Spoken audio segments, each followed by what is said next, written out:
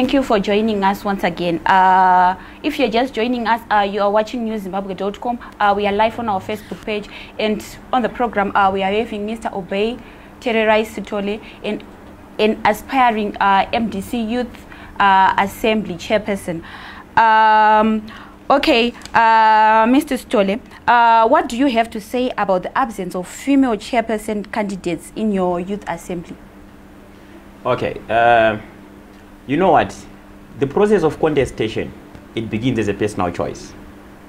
So you cannot necessarily say someone must aspire to be something when that person is not having the interest to run as the chairperson. What I want to highlight right now is that the absence of female running for chairpersonship does not necessarily mean that you don't have space for female. But they've made their choices to say, instead of running for a chairperson, I would rather opt to run for another position. And I'm sure if you've been following so many female candidates who are aspiring to occupy some other offices which are not necessarily the chairpersonship. But like what I've said earlier on, it's about the choices that we make as the aspirants. So yes, they aspire to run for another offices which are not the chairpersonship. And it's another question that we will be asking for them when they get the opportunity to be on air like this, on why they chose to be running for deputy chairperson or deputy organizing secretary, not the chairpersonship. Okay, thank you very much. Would like to acknowledge our viewers, Mudara Wekwa B, Avoid Masira, and Rangaranga. Thank you very much for watching. Keep on watching newzimbabwe.com. Mr. Obey Sithole, youth in the MDC have been at times accused of perpetrating violence. What is your comment on that? It's actually laughable to have such accusation being laid against the youth of MDC. You know what? MDC is one of the most peaceful parties, not only in Zimbabwe, but in the African continent, if not world over. So, as a party, our values are also related to peace. If anything, the MDC youth have been victims of violence. Since the formation of MDC, as the young people have never known peace when it comes to the attacks that we face from ZANU-PF. Because ZANU-PF is a creature which sustains its governance life through violence. They have the state apparatus that they use against the people who raise their voices against their misgovernance and misdoings. So what we are saying is that we have never been perpetrators of violence, but if anything, we've been victims. So of course, we are so unfortunate as a nation that we have a mouthpiece, ZANU-PF's mouthpiece, which comes in the form of state media. So whenever they do anything, they choose then to turn the tables and accuse the victims as the perpetrator. But as a party, we are a peace-abiding movement which shun all forms of violence. That is why we are still existing today. You know what? If we are a violent party, we wouldn't be in 2018 outside the power of governance. If we are a violent party, we could have gone to war years back. Why? Because when you go for elections, ZANU-PF rigs. But because we are a party that believes in peace and getting into power through peaceful means, we are still in opposition, regardless of the fact that we've been rigged several times. It did mean that you are violent. I'm telling you, we've been in power today through violence. But we are not violent. Okay, viewers, if you're just joining us, we are live on our Facebook page. This is newzimbabwe.com. We are discussing youth issues with Mr. Obey Sithole, an aspiring MDC youth chairperson. There are two other candidates, that is Makomborero Haruzivishi and Love Mochinoputa. What do you have to offer which they cannot offer? Okay, that's fine. It's a brilliant question, because then awards me an opportunity to say what I'm offering to the people and also show the world that I'm a better candidate as compared to them. So the first thing is to say, I wouldn't want to deal with their personalities, because they are also fellow brothers. And I also wouldn't want to say more about them, because it's going to be an internal process, but unfortunately this is a public platform. So I wouldn't want to say much of them, but I will say much of myself.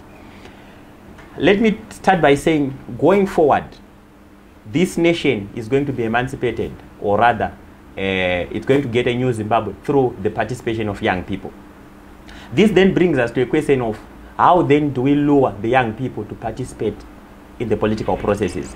Coming from a background whereby violence has been associated with the politics, I'm going to step in as a person who offers an appeal to the young people, so that you can recruit, because one of the responsibilities of the youth assembly is to recruit.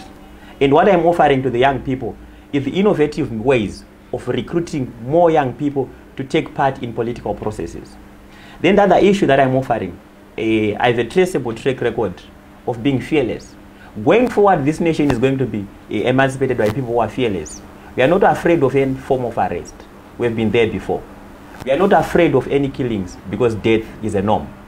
What we do as the young people is to be vibrant enough, resolute enough to stand in recruiting, mobilizing, and fighting against the rogue elements who are in power today. We don't have a government. We have individuals who are wrong. We have individuals who are murderers, who are masquerading as our leaders. We don't have leadership in the name of ZANU-PF. What we need is to create a new narrative, which I'm going to bring as a young person. Thirdly, it's about new ideas, fresh ideas. A movement of young people cannot be led by older ideas. So if you look at one of the candidates, whom I'm not going to mention by name, is very much old to be a father to a youth who is already in the party. So I don't think you add a new flavor to the movement. And also, yes, there are some people who have been serving in some senior position already within the youth assembly. So our case is that there's nothing new that they can then offer to the youth assembly. What I'm also offering is also a flavor of exposure. It is known that I've been exposed so much into some of the very democratic nations. So what I'm offering again is that exposure that will be beneficial to the young people in terms of how then can we factor out true democracy for the nation of Zimbabwe. And I'm also offering an idea of creating opportunity for the young people. What I've realized today is that the young people really require deliverables when it comes to participation, be it in anything else. So the idea that I have towards the movement for democratic change, especially the Youth Assembly, is to have a platform for development, personal development within the young people. Those who are unemployed need to get opportunities created for them. And we have the capacity to do that. I will spearhead that to ensure that young people out of work who are unemployed because they are just victims of a failed government, we need to create alternative opportunities for them so that they can have something to live on. We cannot all then think of occupying public offices as something that can occupy us. No, we can also create opportunities that are profitable to the young people of Zimbabwe. And what I'm also offering that is different from other candidates is about accountability and transparency. What I believe in is that going forward, we need a transparent leader. We need an accountable leader who is reachable and accessible. Because you cannot then represent people who cannot access you. But me being me, I've always been a humble servant. What I'm offering is servant leadership. The young people will tell me what to do, and I will do exactly that. By the way, my name is Obey. I am Obey. If they send me to lead, I will obey. So that's servant leadership coming from me. Okay, thank you very much for that.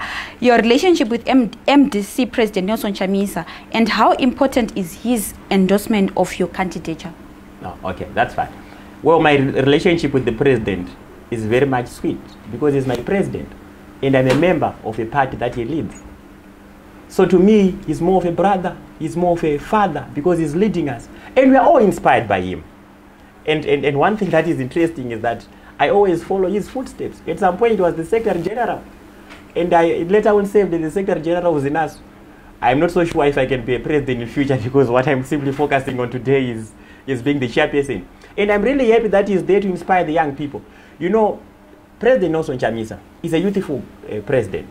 And that is the same reason why we had an increase of voters, especially the young people in the previous election, because he inspires so many people.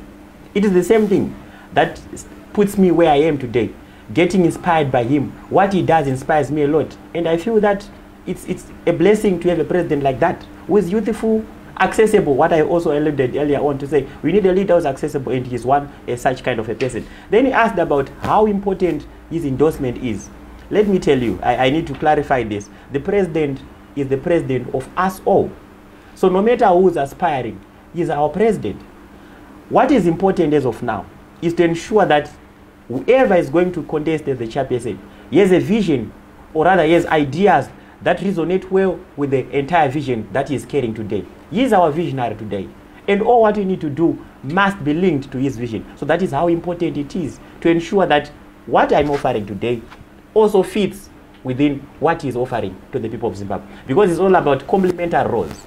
He is the president. And if I happen to be elected, I'll be the youth chairperson. So we need to be working within the vision that he outlines to the people of Zimbabwe. So it is very important to have him guiding us through his visionary works.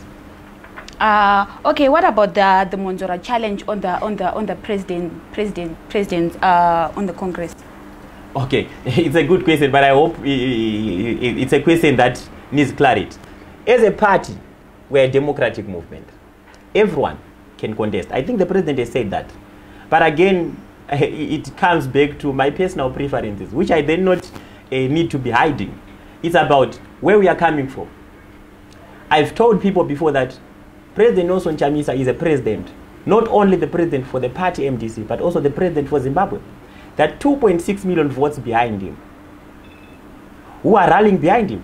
So it might also be a greatest undoing for us then to change such a status quo. Going forward, President Nelson Chamisa is the best foot forward. So yes, SG Monzora might want to contest. I'm not privy. I'm not so sure about the information because I've never had a conversation with him whereby he told me that he's contesting. I don't know what he thinks, but if he feels that he wants to contest as the president, fair and fine. We're a democratic party. People can contest. But at the end of the day, we all live a single number one. And in this case, I believe our best foot forward is President Nelson Chamisa. I think I've answered your question very well, and I think you're so happy. Yes, yeah, we've seen that you're going to vote for President Nelson Chamisa for the upcoming president.